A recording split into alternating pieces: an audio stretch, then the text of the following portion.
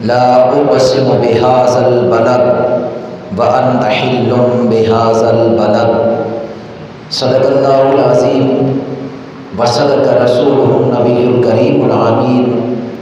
ونحن على ذلك لمن الشاهدين والشاكرين والحمد لله رب العالمين. قال الله تبارك وتعالى في القرآن المجيد وفرقان حميد إن الله وملائكته يصلون على النبي يا أيها الذين آمنوا صلوا عليه وسلموا تسليما. الصلاة والسلام عليك يا سيدي يا رسول الله وعلى آلك وأصحابك يا حبيب الله. الصلاة والسلام عليك يا سيدي يا نبي الله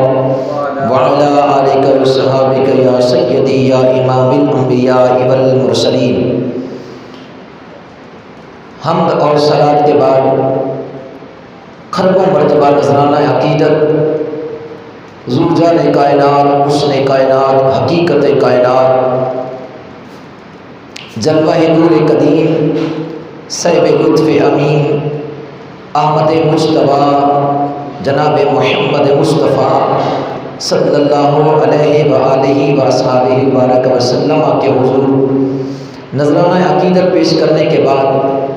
حاضرین محترم، قرآن کریم فرقان حمید سے آیہ کریمہ تلاوت پیش کرنے کا شرف حاصل کیا. رب ذوالجلال کی بارگاہ میں التجا ہے کہ اللہ تعالی حق اور سچ کہنے کی توفیق عطا فرمائے اور سن کر سنا کر ہمیں عمل کرنے کی توفیق عطا فرمائے. بیان کا موضوع ہے عظمت مدینہ شریف. قرآن کریم کی جو آیہ کریمہ تلاوت کی ہے اس میں اللہ جل شانہ نے ارشاد فرمایا لا اقسم بہذا البلد، میں اس شہر کی قسم کھاتا ہوں، یعنی شہر مکہ کی. اب اللہ جل شانہ اس شہر کی قسم کھا رہا ہے.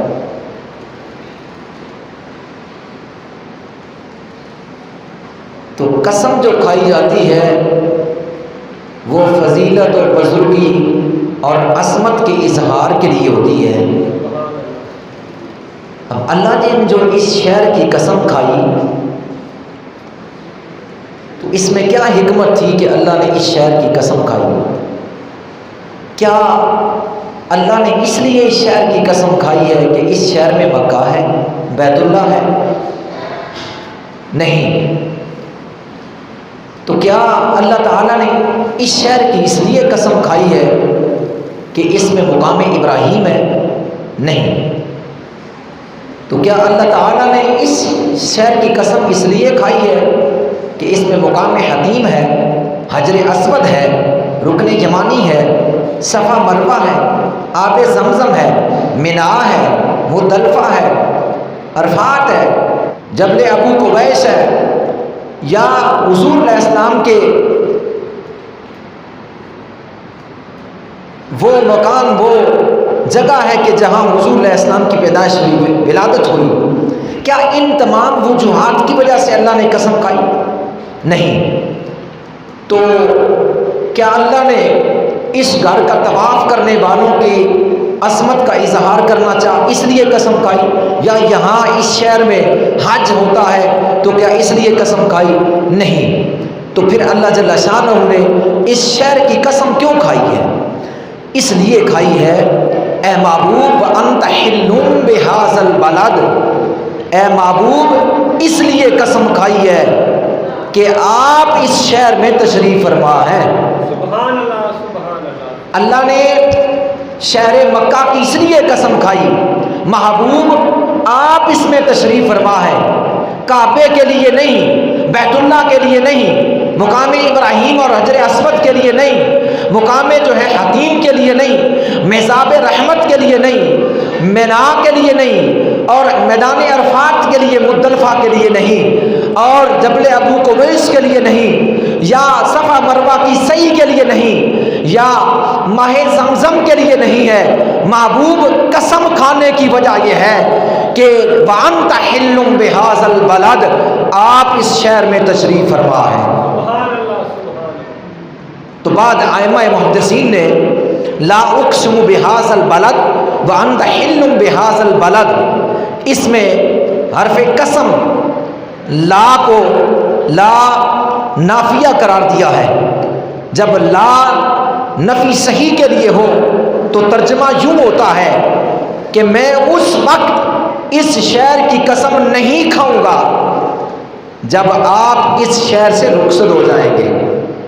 یعنی اگر میں مکہ کی قسم کھا رہا ہوں، اللہ اگر مکہ کی قسم کھا رہا ہے تو محبوب آپ کے لیے، آپ کی وجہ سے کھا رہا ہے کہ آپ اس شہر میں ہیں، لیکن جب تک آپ شہر مکہ میں ہیں تو مجھے اس شہر کی قسم ہے، اور جب آپ رخصت ہو جائیں گے، اس شہر کو چھوڑ کر مدینہ طیبہ تشریف لے جائیں گے، تو محبوب پھر اس شہر کی قسم نہیں ہے بلکہ وَأَنْتَ حِلٌّ بِهَذَا الْبَلَدِ، آپ جس شہر میں تشریف فرما ہے اس شہر کی قسم ہے۔ اب گویا کہ پہلے قسم مصطفیٰ کریم علیہ السلام کی وجہ سے تھی، مکہ مکرمہ کی۔ جب حضور مکہ سے ہجرت فرما کے مدینہ طیبہ اپنا قدم رنجہ فرمایا تو پھر یہ قسم اس کی جو ہے وہ فضیلت حضور کی جو ہے وجہ سے اس قسم کو جو ہے مکہ سے مدینہ کی طرف منتقل کر دیا گیا۔ یعنی محبوب وَأَنْتَ حِلٌّ بِهَذَا الْبَلَدِ، جس شہر میں آپ تشریف فرما ہے مجھے اس شہر کی قسم ہے۔ تو گویا کہ جب مکے میں تھے تو مکے کی قسم، جب مدینے میں ہے تو مدینے کی قسم۔ لا اقسم بهذا البلد، مجھے اس شہر کی قسم، وَأَنْتَ حِلٌّ بِهَذَا الْبَلَدِ، محبوب اس لیے کہ آپ اس شہر میں تشریف فرما۔ پھر مکان کو جو فضیلت ہوتی ہے وہ مکین کی وجہ سے ہوتی ہے۔ اگر اندر مکین کوئی نہیں، رہنے والا کوئی نہیں، تو اس مکان کو فضیلت اور مرتبہ کیا؟ تو مکان کو جو فضیلت ہوتی ہے وہ مکین کی وجہ سے ہے۔ جب آپ مکے سے مدینہ تشریف لے گئے تو اس شہر کو تمام شہروں پر افضلیت عطا فرما دی۔ اب اس روح کائنات پر تمام ملکوں میں جتنے شہر ہیں سب شہروں کا سردار مدینہ طیبہ ہے، اور سب سے بڑھ کر فضیلت والا شہر وہ مدینہ طیبہ ہے۔ نبی کریم صلی اللہ تعالی علیہ وسلم کی وجہ سے شہر مکہ کو فضیلت ملی، اور حضور صلی اللہ علیہ وسلم کی وجہ سے مدینہ طیبہ کے شہر کو، مدینہ طیبہ کو جو ہے فضیلت ملی۔ نبی کریم صلی اللہ تعالی علیہ وسلم جب ہجرت فرما کے آپ مدینہ تشریف لے گئے تو آپ نے دعا کی۔ حضرت ابو ہریرہ رضی اللہ تعالی عنہ اس حدیث کے راوی ہے، المستدرک میں امام حاکم نے اس حدیث کو نقل کیا۔ حضور علیہ السلام نے یوں دعا کی، اے اللہ تو نے مجھے میرے محبوب شہر سے ہجرت کا حکم دیا ہے، اور اب اس شہر کو میری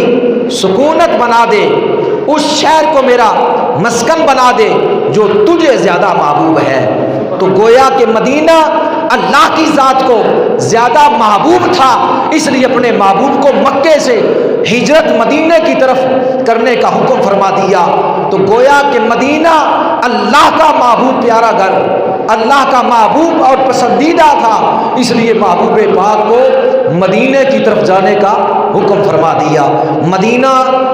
رب کائنات کو بھی پیارا ہے، مدینہ محبوب کائنات کو بھی پیارا ہے، محبوب رب کائنات کو بھی پیارا ہے۔ اس لیے جب آپ سفر فرماتے حضور علیہ السلام، تو بخاری میں یہ حدیث ہے، آپ کی یہ عادت کریمہ ہوا کرتی تھی، جب سفر سے واپسی ہوا کرتے تھے تو مدینہ کے در و دیوار جب نظر آتے، آپ اپنی جو ہے سواری کو محبت مدینہ کی وجہ سے، اس شہر سے محبت کی بنا سے اپنی سواری کو تیز کر لیا کرتے تھے، اور فرمایا کرتے تھے کہ ہم مدینہ سے محبت کرتے ہیں، جس طرح فرمایا ہم عود سے محبت کرتے ہیں جو مدینہ طیبہ کا پہاڑ ہے، ہم عود سے محبت کرتے ہیں اور عود پہاڑ ہم سے محبت کرتا ہے۔ نبی کریم صلی اللہ علیہ وسلم کے غلاموں پروانوں اور انبیاء کی یہ خصوصیت ہے کہ جب ان کا وصال ہوتا ہے تو ان کا وصال اس جگہ پر ہوتا ہے کہ جو جگہ پوری روح کائنات کی ہر جگہ سے اعلیٰ ہو، عارفہ ہوا کرتی ہے۔ اس لیے حضور علیہ الصلوۃ والسلام کا ارشاد گرامی ہے کہ میری قبر کی جگہ مجھے روح زمین پر سب سے زیادہ محبوب ہے، یعنی مدینے کا خطہ۔ یہ حضور علیہ السلام کی یہ بات 3 مرتبہ فرمائی کہ مجھے وہ جگہ جو میری قبر انور کی ہے وہ مجھے محبوب ہے، مجھے محبوب ہے، مجھے محبوب ہے۔ موطا امام مالک نے اپنے موطا میں اس بات کو نقل فرمایا۔ اعلیٰ حضرت اس لیے بول اٹھے کہ مدینے کے خطے خدا تجھ کو رکھے، غریبوں فقیروں کے ٹھہرانے والے، حرم کی زمین اور قدم رکھ کے چلنا ہرے سر کا موقع ہے او جانے والے۔ اس زمین پر قدم رکھنے والے ذرا خیال کرنا، کہیں قدم رکھتے ہوئے، قدم اٹھاتے ہوئے کہیں جو ہے وہ اس زمین کی جو ہے بے ادبی نہ ہو جائے، کیونکہ یہ خطہ اور یہ حرم، یہ مدینہ شریف، یہ الایمان اور یہ مدینہ منورہ، یہ بیت الرسول، یہ تمام یہ البلد اور بلکہ پورے جو ہے وہ شہروں کا سردار، اس شہر کی قسم اللہ نے قرآن میں کھائی ہے، اور یہ شہر محبوب رب کائنات کو بڑا پیارا ہے، اور یہ خطہ پوری کائنات کی ہر جو ہے وہ زمین کے خطوں سے پیارا ہے۔ اس لیے مصطفیٰ کریم علیہ السلام کا جب وصال ہوا تو سیدنا ابو بکر صدیق رضی اللہ تعالی عنہ نے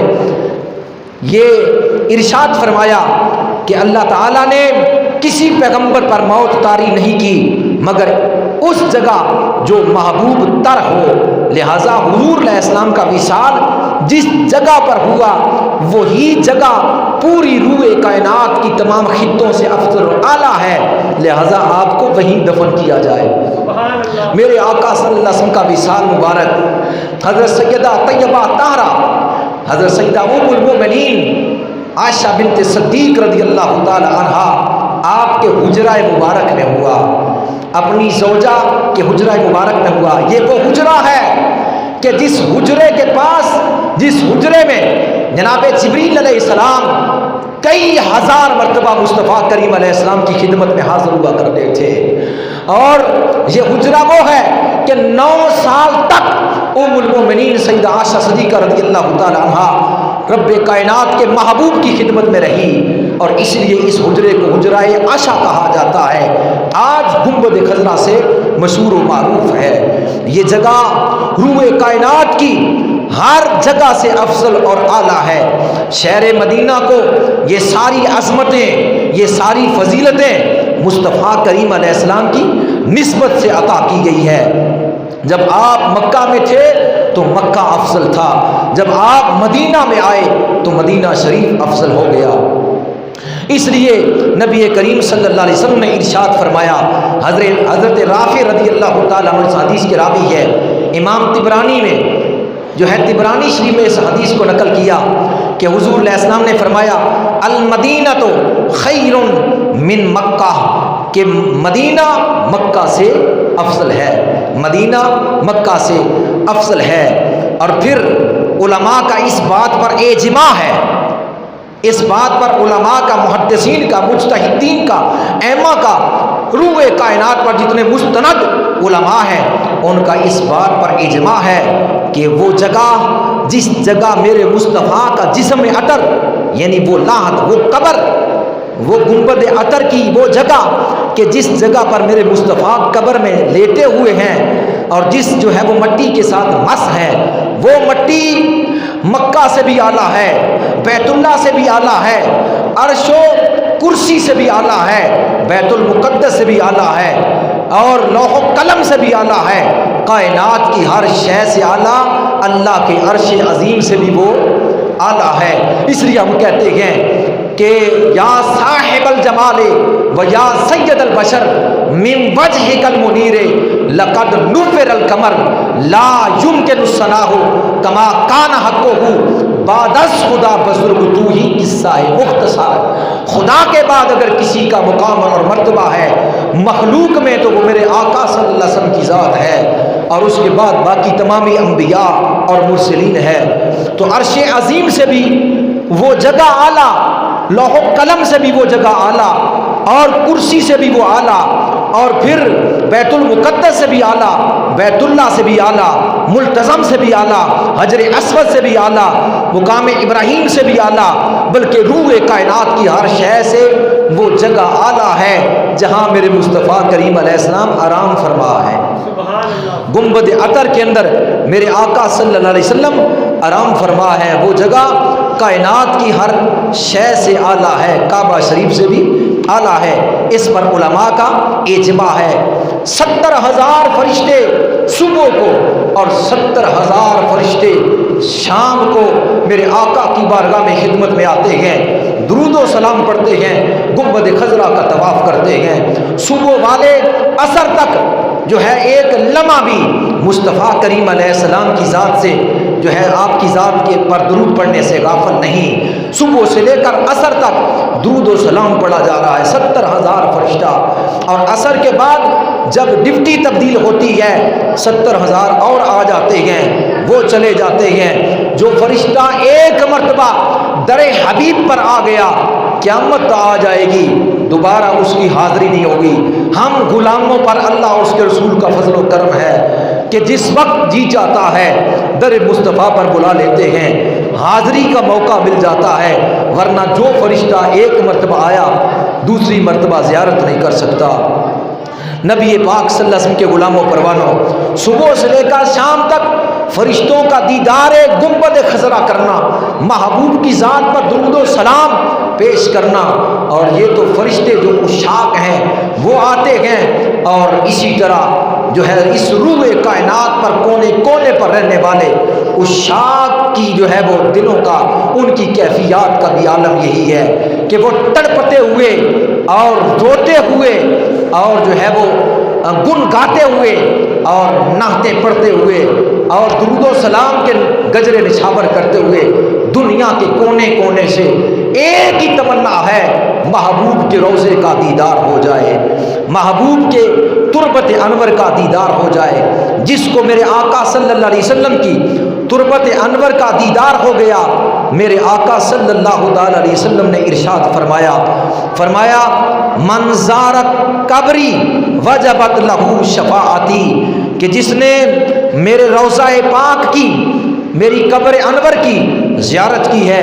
اس پر میری شفاعت واجب ہے. اور دوسری حدیث میں فرمایا حلت لکم شفاعتی، اس پر میری شفاعت حلال ہے. اور ایک حدیث میں فرمایا ما بین بیتی و منبری روضۃ من ریاض الجنہ، میرے گھر سے لے کر میرے منبر تک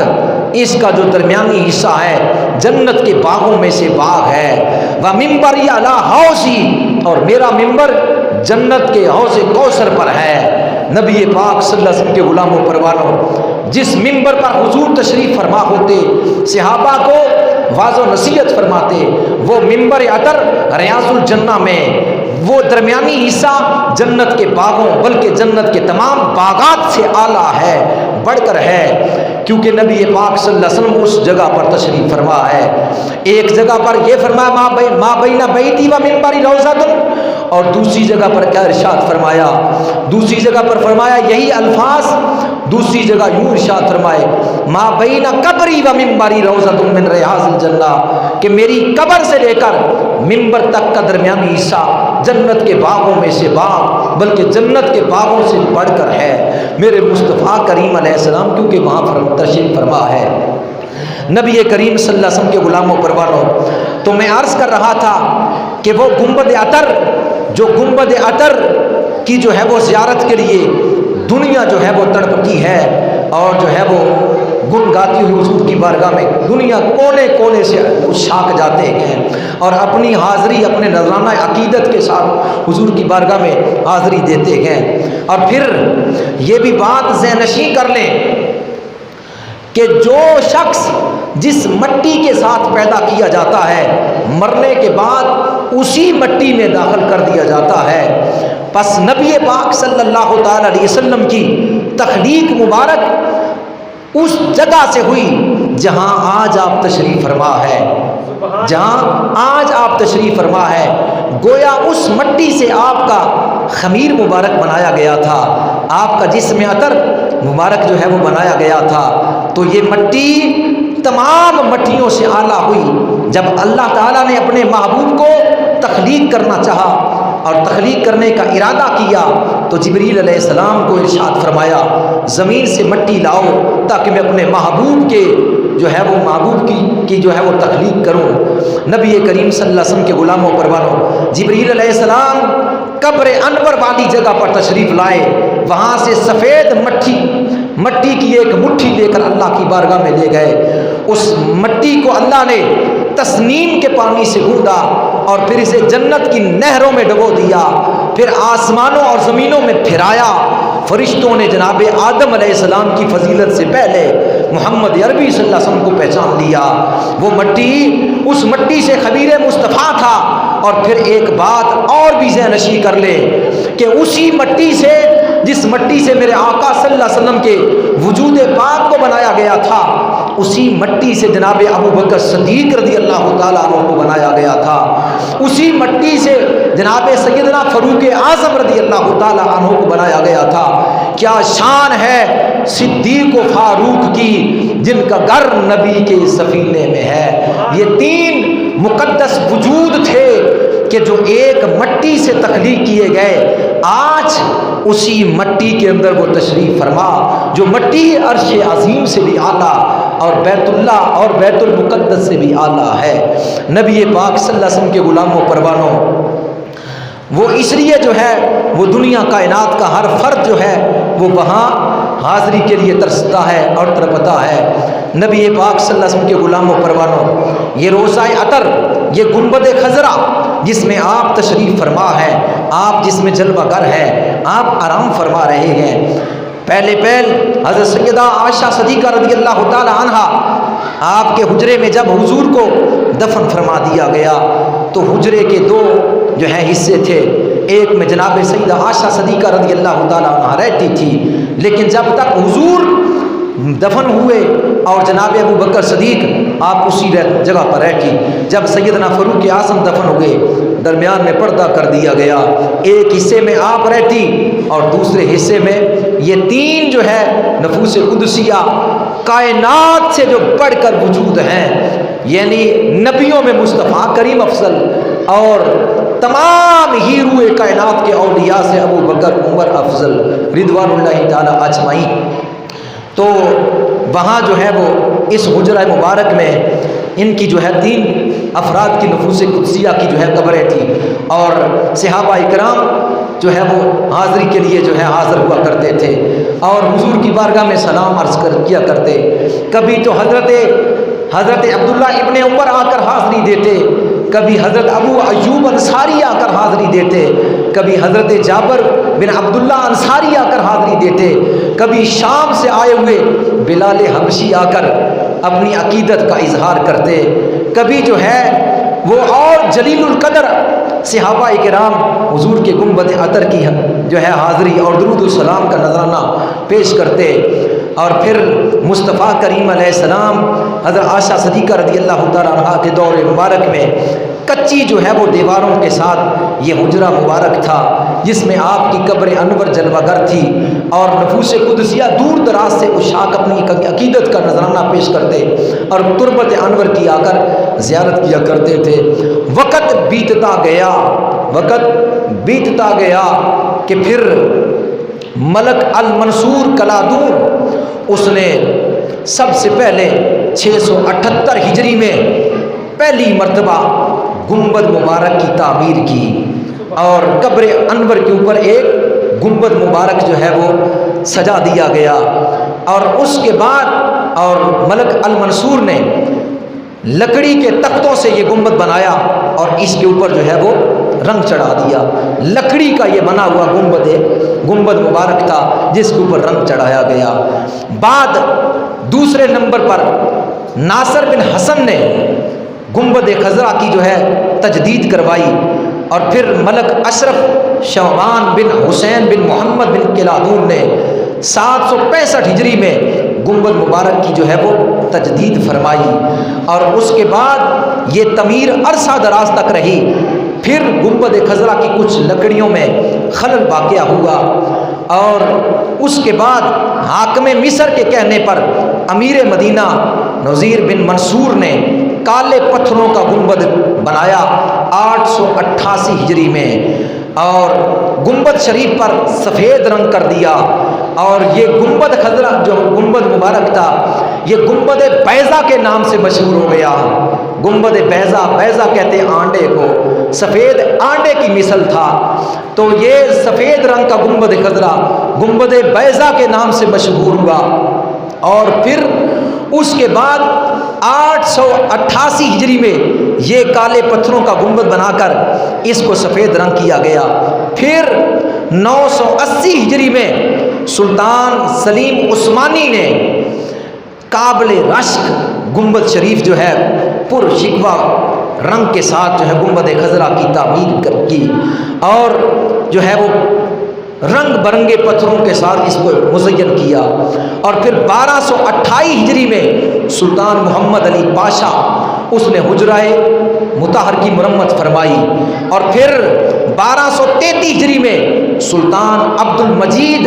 عثمانی رحمۃ اللہ تعالی علیہ، جو سلطان عبد الحمید عثمانی رحمۃ اللہ تعالیٰ کے والد ماجد تھے، جو ترکیوں کے آخری خلیفہ تھے، سلطان عبد الحمید عثمانی رحمۃ اللہ تعالیٰ علیہ، جو عاشق رسول تھے، نبی پاک صلی اللہ تعالیٰ علیہ وسلم کی بارگاہ میں روزانہ درود و سلام پڑھا کرتے تھے۔ ایک شخص کو میرے آقا کی زیارت ہوئی، حضور نے فرمایا جاؤ جو ہے وہ ترکیوں کے سلطان کے پاس، سلطان عبد الحمید عثمانی کے پاس جا کر اسے میرا پیغام پہنچاؤ اور اپنی جو حاجت ہے اس کے سامنے پیش کرو۔ اس شخص نے کہا یا رسول اللہ، اگر میں جا کر اپنی جو ہے وہ عرض کروں، فریاد کروں، تو وہ کہے گا یہ بات اس کے سچا ہونے کی دلیل کیا ہے؟ میرے آقا نے ارشاد فرمایا سلطان عبد الحمید عثمانی کو یہ کہنا کہ تو روزانہ مجھ پر 100 مرتبہ درود و سلام پڑھتا ہے، کل مصروفیات کی وجہ سے تو درود پاک پڑھنا تو نے چھوڑ دیا، بھول گیا۔ یہی اس خواب کے سچا ہونے کی دلیل ہے کہ تو روزانہ پڑھتا تھا، کل نہیں پڑھا تھا۔ جس وقت وہ شخص عبد الحمید عثمانی کی جو ہے وہ ان کے پاس گیا اور اس نے جا کر یہ خواب سنایا، وہ سنتے اور ایک جو ہے دینار کا جو ہے وہ ایک دینار کی جو ہے پوٹلی اس کو اٹھا کر اس کے حوالے کرتے اور کہتے پھر بتا میرے آقا نے کیا فرمایا تھا تجھے؟ وہ کہتا حضور نے فرمایا تھا میرا عبد الحمید، میرا عبد الحمید، یہ لفظ میرا عبد الحمید یہ بار بار سننے کے لیے درم و دینار کی خیرات جاری تھی، اس کو مالا مال کیا جا رہا تھا، کیونکہ یہ الفاظ ہی ایسے تھے کہ میرا حمید۔ ساری دنیا کہتی ہے ہمارے نبی پاک فرمائے ابو بکر میرا، عمر میرا، عثمان میرا، علی میرا، اور یہ صحابہ میرے، اور فلاں امتی میرا، تو جو حضور فرما دیں یہ میرا، تو کیسی شان والا وہ شخص ہے۔ الغرض اب جو ہے عبد المجید عثمانی نے 1233 ہجری میں پھر گنبد شریف بنوایا اور اس کے اوپر سبز رنگ کر دیا گیا۔ آج تک یہ گنبد خضرا کے نام سے مشہور و معروف ہے، آج تک گنبد خضرا کے نام سے سبز گنبد والے یعنی سبز گنبد والے حبیب یعنی سبز گنبد والے آقا نبی پاک صلی اللہ علیہ وسلم کے روضہ عطر کا رنگ سبز ہے، سبز کی وجہ سے گنبد خضرا کہا جاتا ہے۔ یہ آج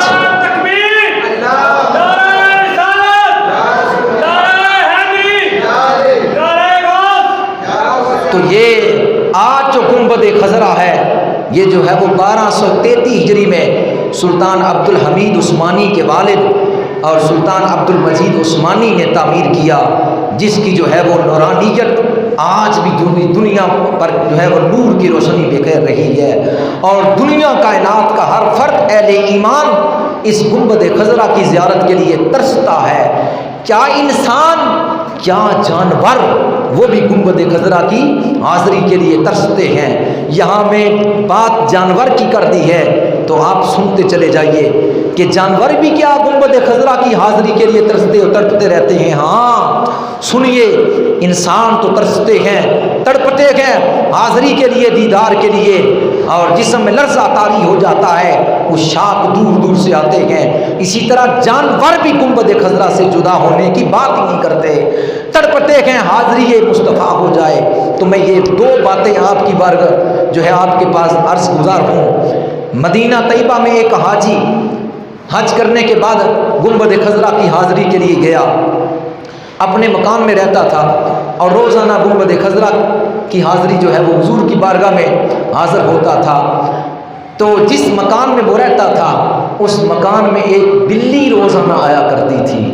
اور وہ بلی اس حاجی کے ساتھ منحوس ہو گئی، یعنی اس کے ساتھ اس حاجی کو بھی پیار ہو گیا بلی کے ساتھ، اور بلی کو بھی اس حاجی کے ساتھ پیار ہو گیا، اور اتنی محبت اور تڑپ زیادہ ہوئی، توجہ میری طرف کیجئے، اتنی تڑپ ہوئی کہ حاجی کہنے لگا کیوں نہ اس کو میں اپنے ملک لے جاؤں، میں کیوں نہ اس بلی کو اپنے ملک لے جاؤں۔ چلو جب آخری جو ہے وہ وقت آئے گا، یعنی جانے کا، رخصتی کا، تو آخری جو ہے الوداعی سلام کرنے کے بعد اس کو لے جاؤں گا۔ 2 دن پہلے جانے، واپس آنے سے 2 دن پہلے اس نے ایک جو ہے وہ پنجرا بنوایا تاکہ اس پنجرے میں اس بلی کو بند کر کے اپنے ملک لے جاؤں گا۔ مدینہ الرسول کتاب کا نام صفحہ 419 پر یہ بات موجود ہے کہ جس وقت 2 دن پہلے پنجرا بنوا لیا تاکہ اس بلی کو اپنے ملک میں لے جاؤں، جس وقت آخری دن آیا، در مصطفیٰ پر حاضر ہوا، سلام عرض کیا، سلام عرض کرنے کے بعد اپنے مکان، اپنی رہائش جس جگہ پر وہ مقیم تھا وہاں پہنچا، اور تھوڑا وقت ابھی باقی تھا واپس لوٹنے کے لیے، اس کی آنکھ لگ گئی۔ جب وہ سویا اس کو میرے آقا کا دیدار ہو گیا، اور حضور کیا ارشاد فرما رہے تھے؟ فرما رہے تھے حاجی خیریت کے ساتھ اپنے ملک لوٹ جاؤ، ہماری بلی کو نہ لے جانا، ہماری بلی کو نہ لے جانا، کیونکہ آج اسے 3 دن ہو گئے ہیں، یہ بار بار ہماری بارگاہ میں، ہمارے دربار میں حاضر ہوتی ہے اور یہ کہتی ہے یا رسول اللہ مجھے بچا لیجئے، مدینہ چھوٹ رہا ہے، یا رسول اللہ ہمیں بچا لیجئے، مجھے بچا لیجئے، مدینہ چھوٹ رہا ہے۔ اور بلی رو رو کر حضور کی بارگاہ میں فریاد کرتی تھی کہ یا رسول اللہ مجھے اس حاجی سے بچا لیجئے ورنہ مجھے یہ لے جائے گا۔ میرے آقا اس کے خواب میں آئے، فرمایا خیریت کے ساتھ چلے جاؤ، ہماری بلی کو ساتھ لینا نہ لے کر جانا۔ وہاں کی تو بلیاں بھی مصطفیٰ کریم علیہ السلام کے گنبد خضرا سے محبت کرتی ہیں۔ پھر یہاں ایک اور بات بھی عرض کرتا چلوں، انوار کتب مدینہ صفحہ نمبر 54 پر یہ بات موجود ہے۔ کتب مدینہ حضرت علامہ ضیاء الدین مدنی رحمۃ اللہ تعالیٰ علیہ فرماتے ہیں ہم نے مشاہدہ کیا کہ حکومت وقت نے گنبد خضرا کے پاس رہنے والے کبوتروں کو دانہ ڈالنا چھوڑ دیا، کہ کبوتروں کو دانہ ڈالتے ہیں وہ ادھر آ کر جو ہے وہ گندگی جو ہے وہ کرتے ہیں، تو لہٰذا مسجد کی صفائی کے لیے جو ہے ان کے دانے کو بند کر دیا جائے تاکہ نہ یہ آئیں گے نہ یہ رہیں گے، گندگی نہیں ہوگی تو دور چلے جائیں گے۔ انہوں نے دانہ بند کر دیا۔ کتب مدینہ ضیاء الدین مدنی رحمۃ اللہ تعالیٰ فرماتے ہیں کہ یہ بات ہم نے اپنی آنکھوں سے مشاہدہ کی اور یہ بات اخباروں میں بھی چھپ گئی تھی، یہ بات اخباروں میں چھپ گئی تھی کہ جو ہے حکومت وقت نے کبوتروں کو یہ دانہ بند کر دیا ہے تاکہ یہ دور چلے جائیں، اور کبوتروں کا حال یہ ہوا بھوکے اور پیاسے تڑپ تڑپ کر مر رہے تھے مگر گنبد خضرا نہیں چھوڑ رہے تھے، تڑپ تڑپ کر مر رہے تھے بھوکے اور پیاسے، پر نبی کے روضہ پاک سے دور جانے کے لیے تیار نہیں تھے، اپنی جانیں نچھاور کر رہے تھے مگر حضور کی جدائی گوارا نہیں تھی۔ اور پھر یہ بات جب اخباروں میں چھپی اور پھر دوسرے ممالک کے لوگوں نے تاروں کے ذریعے جو ہے سعودی حکومت کو یہ پیغام پہنچایا